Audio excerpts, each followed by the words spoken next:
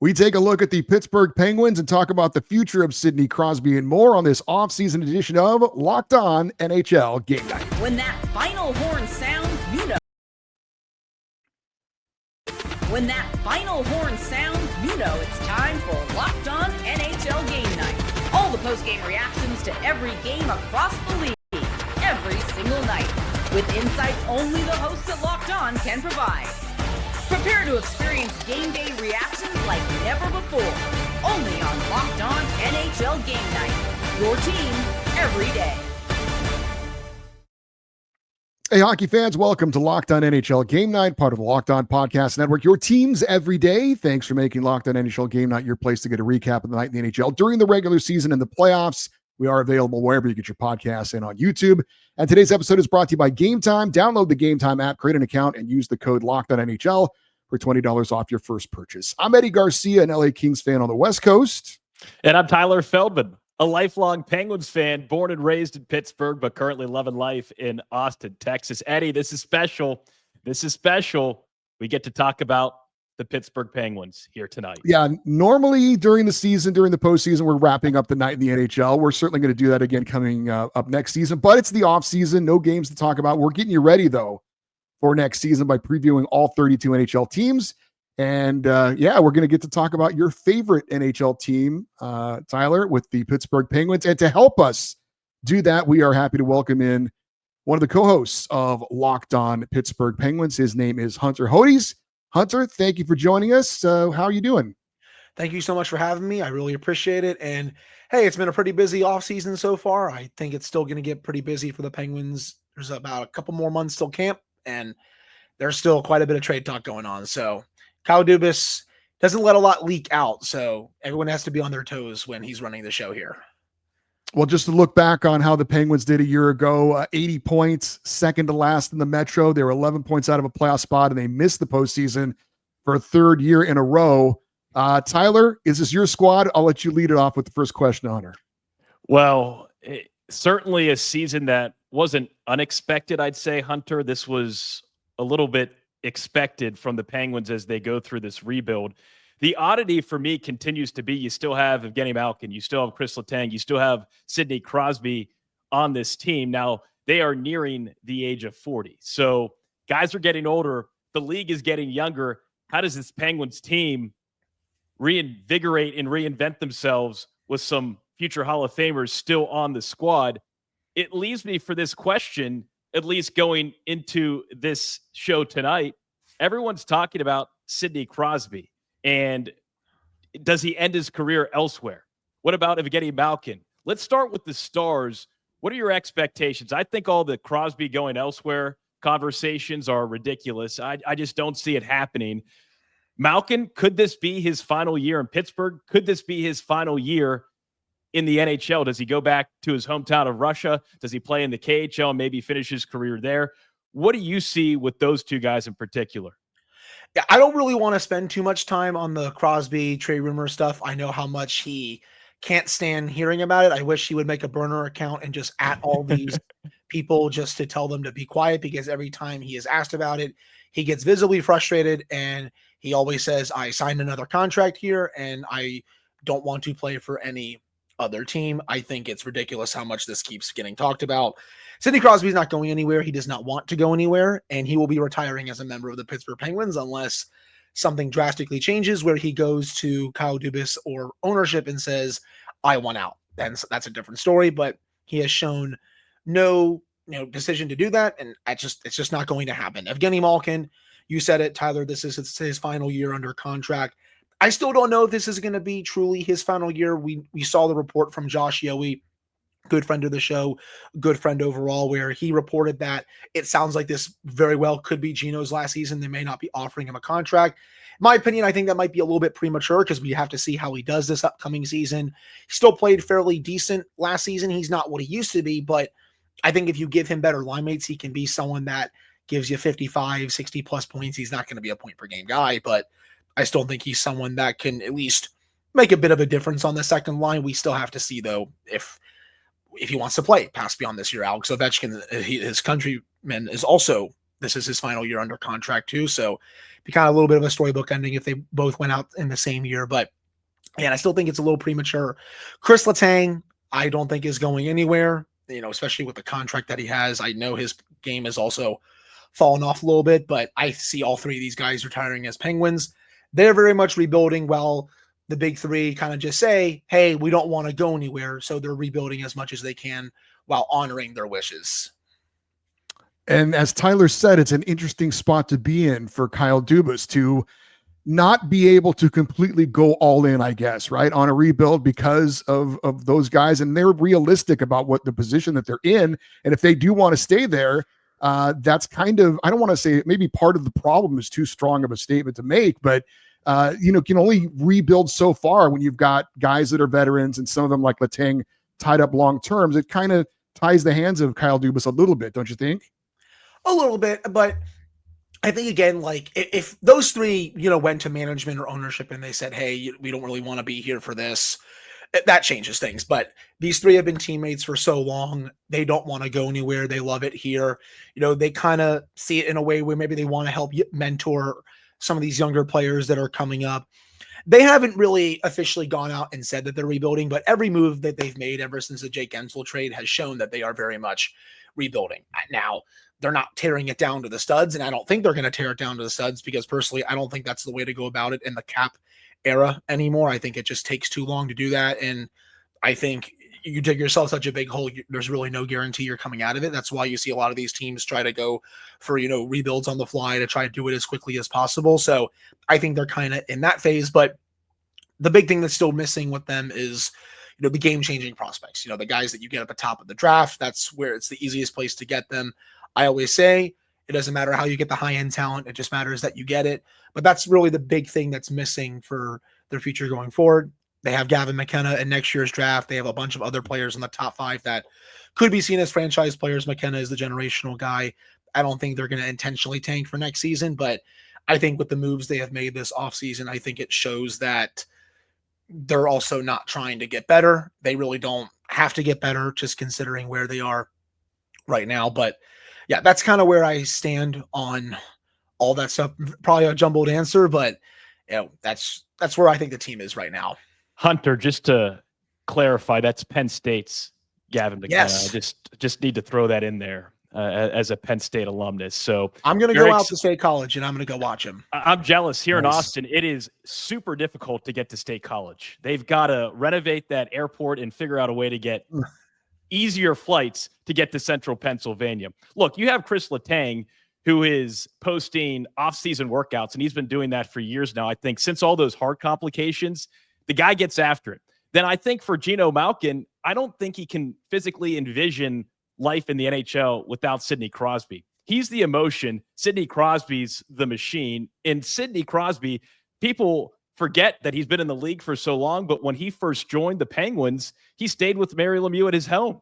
Yes. And so he has that internal understanding what Lemieux has meant to this organization. We'll get to possibly from an ownership perspective with Mario Lemieux and that ownership group of possibly coming back into the Penguins realm of into that arena. But look, the big three, that's a situation. I think, Eddie, to your point, he's handcuffed. Like, Hunter, how do you evaluate the draft that Kyle Dubas was able to present here earlier this month? Do you think he did a good job, or where do you think those draft picks stand? Any guys that come out that you like? They went for the quantity over quality approach, and I think that's fine, especially in a year where you have 13 picks and you're taking as many dart throws as possible, just because this draft it wasn't that good after the first, I would say few picks in the first round. It drops off pretty quickly. There were still some talented players in the first round, but there aren't a lot that I think are going to be ready this year. It's really only, I think, a few at the top that are going to be potentially ready for this season. But, I really like the Ben Kindle pick in the first round. Some people felt it was a little bit of a reach. And if you do, I kind of understand, just because Eklund was still there and he was a top player on my board. But Kindle, very smart player, good release, strong playmaking ability, really good in all three zones. I think by the time he's 21, 22, he's going to start wowing people in this fan base. And I think I see him as a potential player who can put up, maybe 70-ish points in the NHL. If he really hits his ceiling, maybe it's closer to 85, 90. Not a franchise guy, but someone you can definitely have pretty far up in your lineup. Bill's on in, really good east-west, decent skater, good release, also plays like a pain in the butt in front of the net. I really like that pick. Horkov, I think, is a bit more of a project. I like how he played at Michigan this past year, but I'm also curious to see how he does in a full season in Michigan. I think that's the perfect spot for him. Probably went a little higher than I would have taken, but again, he's still a little bit of a project in my eyes. You have some other players later in the later rounds. Bouchane, I think it could be a sleeper. Trethaway, I think, is a little bit of a sleeper as well. DeAgle, the goalie they took, he played on a really bad team this past year, and I mean, flat out awful. Like, he was getting left out to dry by a lot. So again, do I think it's the best draft by any team? No, but I think considering the circumstances, they did as good as they could, but we'll have to see how a lot of these guys develop. I didn't even get to probably half the picks just because they had, so many. I also like in the later rounds, Kale Dock, I think, was a really nice swing. They're taking these swings on, smart players that have good traits. And I think that's a really good strategy to use when you have that many picks in a draft that is not that weak. I think next year is going to be the year, especially if they're bad, where they can really start moving this along a bit. And potentially, if they get lucky lottery wise, they might be able to get like the generational player or even the franchise player. Even if it's not McKenna, there are a few players after him who I think are franchise caliber players. So again, we'll just have to see if that happens. But all in all, I think I would give this draft a B+, somewhere in that range. All right, plenty more to talk about when it comes to the Penguins, including a new head coach. We'll get into that and more next on Locked On NHL Game Night. You ever decide at the last minute you want to head out to the ball game with friends and family? Maybe it's a game day and you just realize you want to be in the stands. That is where Gametime can help you out. It's the easiest way to grab last-minute tickets without the stress. With the money you save on tickets, you can splurge on food, drinks, merch, or even bring more friends with you. Gametime makes it possible. Gametime makes buying tickets fast and simple. Prices on the app actually drop the closer you get to first pitch, and they've got incredible last-minute deals, clear seat views, and lowest price guarantee that takes the worry out of buying. Gametime is the official ticketing partner of Locked On Major League Baseball, and you can browse the app and look for the next exciting game. Gametime has last-minute tickets, zone deals where you can save up to 10%, and have exclusive zone deals for FIFA World Cup matchups, Club World Cup matchups. Take the guesswork out of buying tickets with Gametime. Download the Gametime app, create an account, and use the code LOCKEDONNHL. You'll get $20 off your first purchase. Terms apply. Again, create an account, redeem the code LOCKEDONNHL for $20 off. Download Gametime today. Last-minute tickets, lowest price, guaranteed. All right, we are continuing with Hunter Hodies. He is the host, one of the hosts of Locked On Pittsburgh Penguins, as we look at the Penguins offseason. And Hunter, obviously a head coaching change. Mike Sullivan, who obviously had some success there in Pittsburgh, doesn't want to be part of the rebuild. He sees an opportunity, goes to the New York Rangers. Dan Muse comes in as an assistant from the Rangers. What can you tell us about the new hire, and how do you feel about the coaching change? Yeah, so I know the Penguins kind of frame this as, this is a mutual parting of ways. When Kyle Dubas spoke to the media and kind of explained the reasoning, kind of felt like he fired him, honestly. And just based on some of the answers that he gave, just that, he was like, I was kind of thinking about this during the season at times. Like, this was definitely something where I felt like he was like, hey, I think it's time for a change. I don't think you really want to be around here for the rebuild. There's other options out there. And I think he kind of nudged him out the door a little bit. That's the vibe that I get, at least. But Dan Muse, really good with development. He's been an assistant coach at the NHL level. He's done a good job with the U.S. development program. He's coached Rutger McGroarty. So right away, that's a big thing, because I think Rutger McGroarty is going to make this team going into this upcoming season. He's coached a lot of other really good young players as well, including Lane Hutson, who of course is the star defenseman of the Montreal Canadiens. But this was very much a hire with development in mind. The Penguins have some young pieces that they want to graduate to the NHL roster as soon as this year. I discussed Rutger McGroarty. I discussed Ville Koivunen. Well, I didn't discuss him yet, but I mentioned him at least a little bit. I think he's going to be on this team for this season. We'll have to see about Owen Pickering. He got a taste of the NHL last year. I think he's ready, but we'll have to see if they think so. Harrison Brunick is going to be pushing for a spot. May not be this year. He was very close last year, but he's going to give it another whirl this year. He was great at development camp, really big standout there. It was kind of a men against boys situation where he was, I think, one of the best players during the scrimmages. Tristan Brose will potentially have a shot. Philip Hollander will have a shot coming back over from Sweden. So again, very much a hire made with development in mind. But even when you look at the staff as a whole, you bring in Todd Nelson. He's been around for a very long time, did a great job in Hershey. He's been on NHL benches. You bring over Nick Bonino, his first coaching opportunity. Really cool that he's coming back. He can connect to the veteran leadership. He's won Stanley Cups with the big three. And Brian Rust, assuming Rust doesn't get traded, and I don't think he's going to get traded as of right now, at least going into the season. You have those two. You have Rich Clune as well. I think that's also a solid development hire. But I just like that the staff has a really nice mix. Like Dan Muse, he's big with development, but he also has that NHL coaching experience, not as a head coach, but as an assistant. You have Todd Nelson, who's been around for a while. You have Nick Bonino, who this is his first opportunity, but again, he can connect to the core players. Rich Clune, he's been around coaching a little bit. So again, I really, really like this staff. And then Mike Stothers as well. He was just hired and he's been around for quite a while as well. So I just really like the makeup of the staff. Hunter, do you know what I like about this staff and about this decision? Look, did I want to see Sullivan leave? Not really. Great coach, great guy. But to your point, was he the guy to lead this next wave of development within the organization? Probably not. Quickly got picked up and he's fine. Unlike the team across town, the Pittsburgh Steelers, who are just ever refusing to and always scared to make a coaching switch. Sometimes things just reach that point.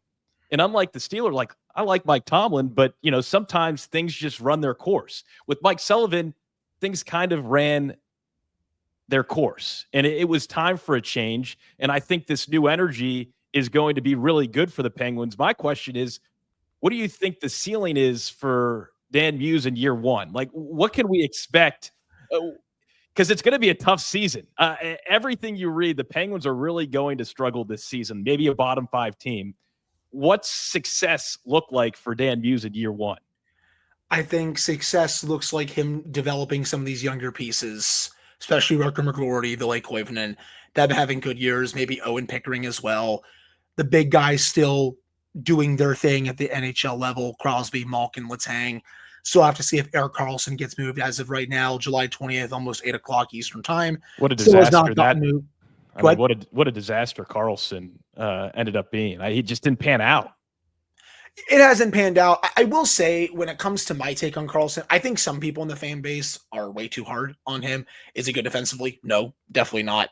But he was tied for 5th last year in 5-on-5 points among all defensemen. So he can still very much drive play offensively. But we all knew they were never getting him for his defensive play. But has he been as good as I expected him to be? No, I will 100% say that. And I get what people are talking about with that. We just have to see if he gets moved. But again, success looks like, developing some of these younger pieces, the big guys doing well.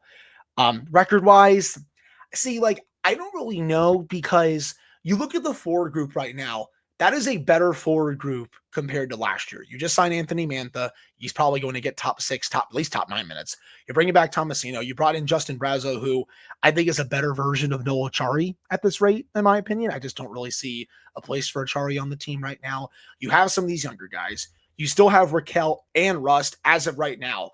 The forward group is going to be solid as it stands now. Defensively, they're still very much a wreck. The left side is not very good. The right side, you took on Matt Dumba's contract. They'll try to flip him. Connor Clifton, the same thing. You still have Erik Karlsson potentially for now. Kris Letang. Goaltending wise, you're bringing back Tristan Jarry, where let's get into this. Let's get into this. Let's just time out, Eddie. Just let me just get into this real quickly. I've talked about. So my first job in TV was in Binghamton, New York. At the time, they were the Binghamton Senators. They then became the Binghamton Devils before I left Binghamton and took another TV job. I saw Tristan Jarry with the Wilkes-Barre Scranton Penguins. And at that point, I'd never understood the hype behind the guy. And then you see him in NHL caliber situations. I never understood the contract that he got. And then you just see what has happened. And it has never made sense to me that he had these expectations, and then those expectations created this frustration from the fan base because, in my eyes, he was never going to reach those expectations. But that goaltending situation with the Penguins has been so frustrating, Hunter, over the last few years.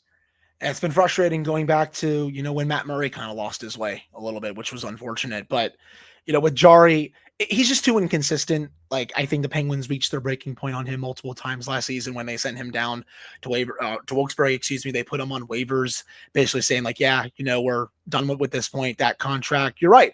It was terrible. There was really no reason to sign him to that contract. You can say the same about Ryan Graves defensively. That deal has not worked out at the way the Penguins wanted it to. But in terms of where the Penguins want to go this year, I don't think they're going to find a taker at this point for Jarry unless a team somehow, some way values him a bit more than we're expecting. So I think he's going to be one of the goalies for opening night. But I also think Arthur Shulovs will have a shot to potentially, take the job from him if he plays really well this year. I think he is the favorite to get the backup spot over Yoel Blomqvist.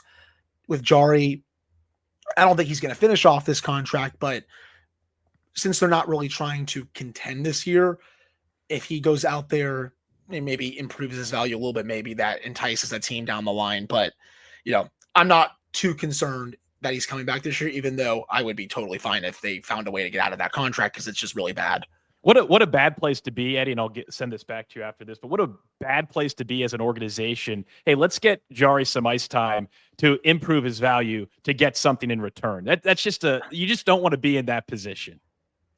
Yeah, I mean, you're right. He was not good last year. I mean, he played like prime LeBron down the stretch when he came up from Wilkes-Barre and decided to just, again, play insane. I don't know where that came from. Wasn't there in the first half of the year, if that, first 2/3, just comes up, rocks a good save percentage in a lot of those starts. And I'm like, wow, could have used that in October, November if they were potentially going to make the playoffs. But I didn't really pick them to make the playoffs last year. I'm definitely not going to do that this year. But still, there's a lot of depth in the organization, even outside of, Jarry that she loves. I really liked how he played in the AHL this year. He was great against the Oilers as well. Could be Dubas's best move this offseason. Yeah. Low expectation, but maybe it really works out. He got the talent to be that guy. Yes, the fact that he already is where he is at 24 is impressive. So I think now the next step, it's making the roster and stealing some starts away from Jarry this year. Murashov hopefully gets the net in Wilkes-Barre. Penguins are very high on him. He was great in the ECHL this past year. I think he's better than that league right now. Still probably a couple years away from potentially being in the NHL, but the goaltending depth is still very much there, even though they still have Jarry on the roster. All right, a little bit more talking Penguins with Hunter Hodies, the host of Locked On Pittsburgh Penguins. I've got a feeling that Mario Lemieux's name may come up here in just a second. We'll get to that next on Locked On NHL Game Night.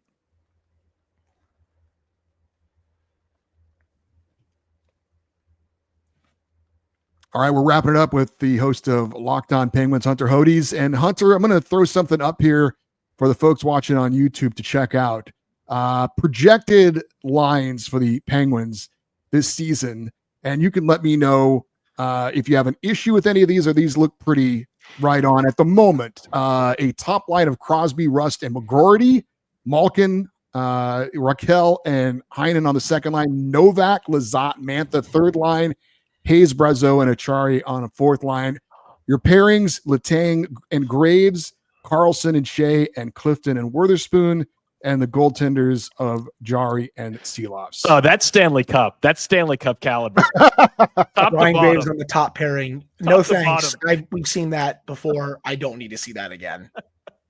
Eddie, I wish you hadn't done this. This is tough to look at right now at the end of July to realize this is what we're going into the season projecting. Don't hate the messenger. I'm just giving you the message. Sorry about that. Okay, so any major issues with what we're seeing here? I don't think Ganton Heinen starts the season on the second line. I think he's further down the lineup, or maybe he even gets flipped before the season. I don't think he's going to be on the roster past the trade deadline, in my opinion. One thing to watch out for, don't be surprised if Tommy Novak gets some top 6 minutes this season.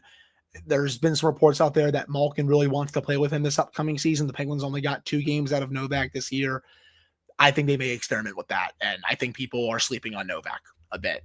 Good goal scorer, really good playmaker, good off the rush, I think that's something they could look at. And then Anthony Mantha too. I think he's going to get some top 6 minutes. So, and then Ville Koivunen should also, I think, be in the top 6 as of right now. But that's also just me. All right. Go ahead, Tyler. Look, Hunter, with this Penguins team, since they got sold to Fenway Sports Group in 2021, my biggest thing with Pittsburgh sports, having grown up in the city, bleed black and gold, I've got the terrible towel behind me, all this different Penguins memorabilia. It's a town that really connects through its sports teams. The Pirates, they're terrible. The Penguins are now not great. The Steelers are just content with being right down the middle. It is probably in my lifetime the most average this Pittsburgh sports scene has been from a professional sports. I'm not including women's volleyball in this, but not everyone is at that level of execution and winning right now. Since the team got sold to Fenway Sports Group, which was a conversation for a couple of years leading up to that, with where Mario Lemieux was, Ron Burkle, that ownership group, CEO David Morehouse. Not having them in the house, though, for this organization, it has caused me to lose that hometown connection. Having Mario as an owner, I remember going to his first game back after coming out of retirement, and he scored from the faceoff. I was with my dad. What he's meant to the city, to that franchise, you really can't put words behind it. Hearing reports again that maybe Ron Burkle, Mario Lemieux, David Morehouse, that ownership group is interested in getting back with the Penguins, that's got the butterflies growing in my stomach a little bit, because part of me feels that's what this Penguins team needs, is that hometown connection to kind of bring this team back into this next era past the big three. It is definitely something unexpected considering that they sold to FSG. I will say, I'm not sure they're going to outbid other potential suitors if FSG is looking to fully sell. And based on their statements that they have put out via their PR team, it doesn't sound like they want to fully sell. They kind of said they're looking for a minority. Yeah. But then you listen to Elliot Friedman and a couple other people, and Friedman's like, I don't really know if I buy that. Other people have told him they don't really buy that. They may be looking to sell a majority share with the team. Now, if they sell the whole thing, they might get close to almost $2 billion. Yeah, the valuation I saw was close to $2 billion. So yeah, they'll get over 1.5. It'll be closer to $2 billion if they decide to sell the full team. I'm not convinced of that at the moment. And also, I just don't know if Burkle, Lemieux, and Morehouse and company can pony up that much money and beat out other suitors. Now, as awesome as it would be to see Mario come back, it would be kind of, you said, like a homecoming storybook thing. And don't get me wrong, I've said on my pod, it sucks not seeing Mario around as much. It sucks not seeing the camera go up to him in the press box, him watching all the games at home. He just hasn't been around very much. And hey, I get it. You've won 2 cups as a player. You won 3 as an owner. You can go retire a little bit, get away from the game. You've been around it your whole life, but I still wanted to see him around a little bit more these last few years after selling, the majority share of the team to FSG. But I also will say this about Mario, and it kind of scares me with that potential ownership group coming back, because would their views and goals align with the current front office? In my opinion, I don't know if Mario and company would hire Kyle Dubas if given the chance, because we saw what happened when Rutherford resigned. They brought in Hextall. Would he just bring in another hockey guy? Because FSG, and I get some of the complaints about FSG. I don't think they're perfect owners, but I also don't think they're the worst out there. I think they have given Kyle Dubas ample resources. They kind of stay out of his own way, and they kind of just let him do his thing. They have people there watching the games whenever. They've expanded the scouting staffs. They've expanded the development staff. They still spend pretty much close to up to the cap, even though they still have 12, 13 million in cap space right now. But they've given him a lot of resources. And again, I just don't know if that ownership group would hire someone like Dubas if given the shot. So that gives me a little bit of reservation. But I also, to your point, like to a degree, I kind of see both sides. But I just don't think that this is going to end up with Mario and them buying back the team, just because I don't think they're going to have enough money at this rate with how much the Penguins are valued at right now. Hunter, one final one from me. I know you said don't talk about Crosby going somewhere else. That's not going to happen. 37 years old, 2 more years left on his contract. I know he doesn't ever say much. Has he given any indication how long he wants to keep doing this? Obviously, he's still producing at a high level. Yeah, not really, but I think by the end of this contract, if he wants to keep signing 1-year deals until he gets tired of playing, I think the Penguins will owe that to him. They'll just keep signing him to 1-year deals until he's ready to go. Maybe he plays till 40, 41, 42. We'll have to see. I can easily see him playing 60. Yeah, guys married to the game. I have no problem with it. You play as many more years as you'd like, Sidney Crosby. Hey, he's going to pass Mario's point record this year, assuming he stays healthy. And, by the time his current contract ends, he'll be even higher up on all the all-time scorers list, goals, assists, points, and all that. So, we'll have to see. I think he's going to play past beyond that contract, but I'm also just giving you an educated guess. Any final one from you, Tyler? No, this was fun. We should talk about the Penguins more often. I enjoyed you jumping in and getting that Jarry question in there. That was fun. That's a fan. That's a fan jumping in, and I love it. I don't mean to attack Tristan Jarry. It just everything about his time in Pittsburgh has been frustrating. So I'll leave it at that. No, I just loved I love the passion from you. Penguins, by the way, opening up the season on opening night, the triple header against Mike Sullivan and the Rangers at Madison Square Garden. So that should be fun to check out on October 7th. And to get all the information on the Penguins this offseason, during the season, of course, you guys need to check out Locked On Pittsburgh Penguins with Hunter Hodies. Hunter, appreciate your time. Thanks for all of the good insight on the Penguins. And we'll sure talk to you at some point down the line, getting those nightly updates on those Penguin games as well. Yes, absolutely. Thank you guys for having me on again. I appreciate it. Yeah, thanks, Hunter.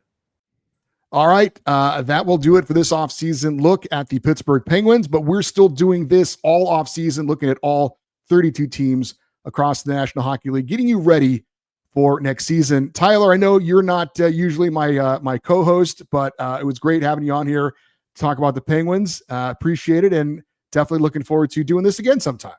Eddie, something about your voice, your vocals just put me at ease. Stressed about talking about Tristan Jarry, but hearing your voice calms me down a little bit. So I appreciate you. This was fun. All right. Thank you for that. I'm Eddie Garcia. He's Tyler Feldman. Thank you for listening and watching Locked On NHL Game Night, part of the Locked On Podcast Network, your teams every day.